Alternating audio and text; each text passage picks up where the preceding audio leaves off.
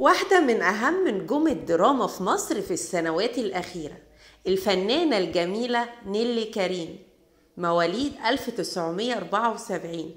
اتولدت نيللي في اسكندرية لأب مصري من مدينة الزقازيق ومامتها روسية.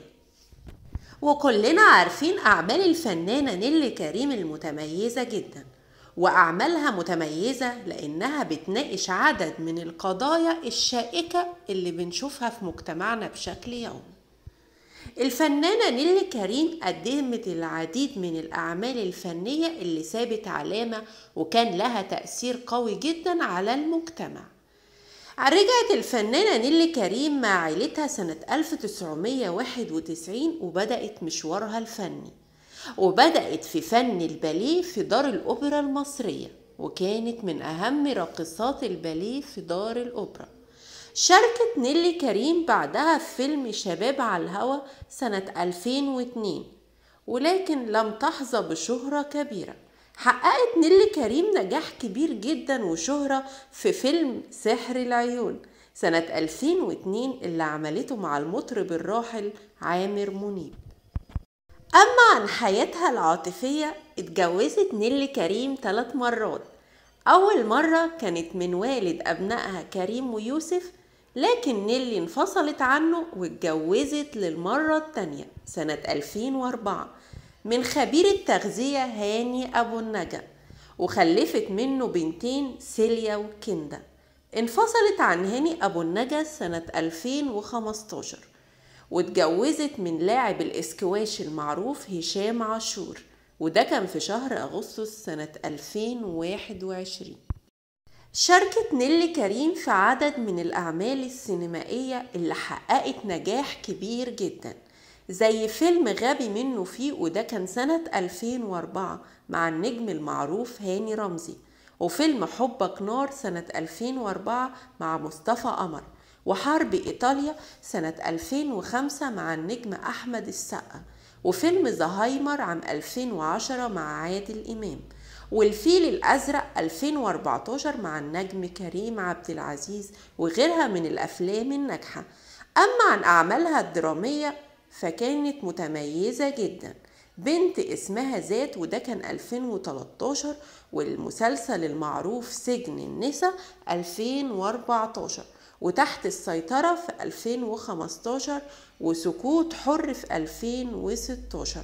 ومن أهم مسلسلاتها المتميزة جدا لأعلى سعر وده كان في 2017، وبمية وش في 2020.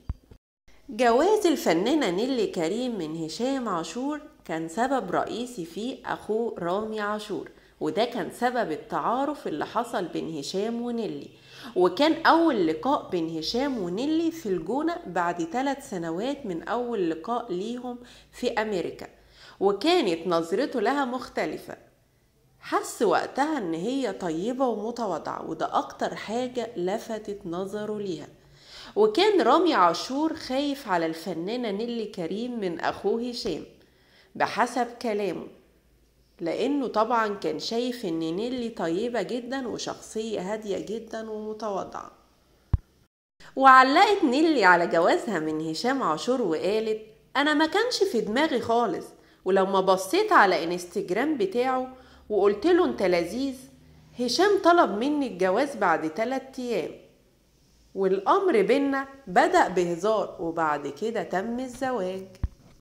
نيللي كريم متميزة جدا، ودايما بنشوفها في أعمالها المتميزة اللي بنشوفها كل سنة في رمضان، وكان من أهم أعمالها اللي لاقت نجاح كبير جدا مسلسل ضد الكسر اللي اتعرض في رمضان 2021، وشارك في بطولته عدد كبير جدا من النجوم.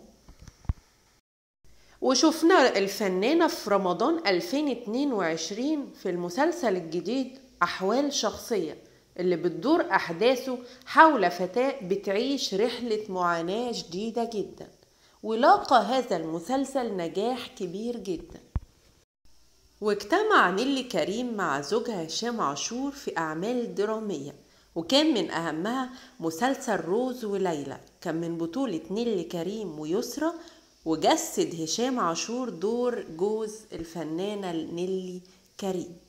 وكل ده حصل بعد ما خاض هشام تجربتين في التمثيل خلال شهر رمضان اللي قبله من خلال مسلسلي أحلام سعيدة ويوتيرن. وطبعا في الفترة الأخيرة ظهرت شائعات كتير جدا بتأكد انفصال نيلي كريم عن جوزها هشام عاشور، ولكن نيلي نفت كل الشائعات وقالت ان احنا متجوزين وعايشين حياتنا عادي ومفيش اي خلافات بينا خالص، واي حد هيتكلم علينا انا هعرف ارد عليه كويس، وياريت اي حد بيتكلم يريح دماغه خالص عشان انا وجوزي هشام عايشين كويس ومش محتاجين حد يتكلم معانا خالص. وفي الوقت ده نشرت نيلي كريم صورة هي وجوزها هشام، وحطت على الصورة دي قلوب عشان تنفي أي كلام أو شائعات تتقال عليها. وأكدت الفنانة نيلي كريم وقالت إن هي الفترة الجاية بتستعد لمجموعة من الأعمال الدرامية اللي هتكون متميزة، وأكدت كمان إن هي وجوزها هشام عاشور هيشارك معاها في بعض الأعمال اللي هتقوم بيها، نظرا لأن أعمالهم اللي شاركوا فيها مع بعض قبل كده نجحت جدا.